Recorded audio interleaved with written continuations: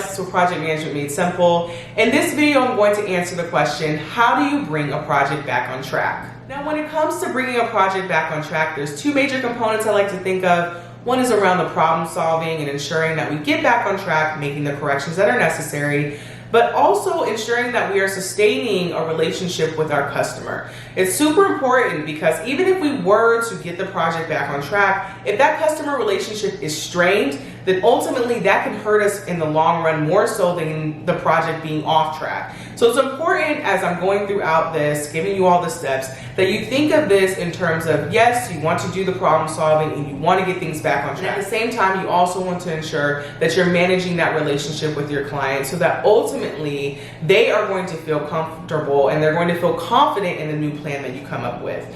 Now, point number one is to define the problem. What's going on? What is off track? Is it the schedule? Is it the budget? Are we facing scope creep? Have a good understanding, work with your project team, work with your customer to define and agree upon the problem or problems. If you all cannot agree upon the problem or problems, then you're pretty much not going to be able to move forward from here. It is super important to be on the same page and aligned to what the problem actually is. The next point is having an understanding of how did we get here, and this feeds into the first problem of how did we get to a point where our schedule is off track. We're going to want to take a look at our RAID log to see if there was kind of smoke signals that we just ignored. What were some things that didn't make it into the RAID log that probably should have? What were some conversations that maybe weren't documented but were decisions that were going to affect other things in the project? So having a good understanding of how we got here is important because it's going to help us in terms of informing decisions that are made in the future for other projects or for this project moving forward. And the next step is to define and to document the revised plan. This is a project that is off track. So depending on what is off track, we're going to need to probably update our scope statement, update our schedule, update our budget. And when we're talking to our customer, we want to have a good understanding and communicate that understanding of what changes we made and why we made those changes and how we feel more confident in this particular plan. The next thing we'll want to do is ask ourselves, how do we prevent this?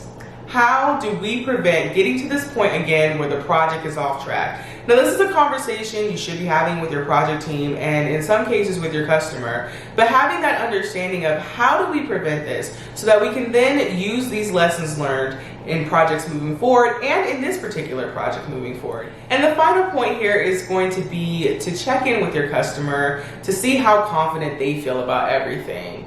You as the project manager working with the project team probably know a lot more details than your customer does. And so it is super important that they feel confident in your new plan, that they have a good understanding of how we got here, how we're going to prevent things like this in the future, and ultimately working with them in a way that they know that you are on their team, you have the best interests of the project at heart, and ultimately being accountable too, right? The project went off track.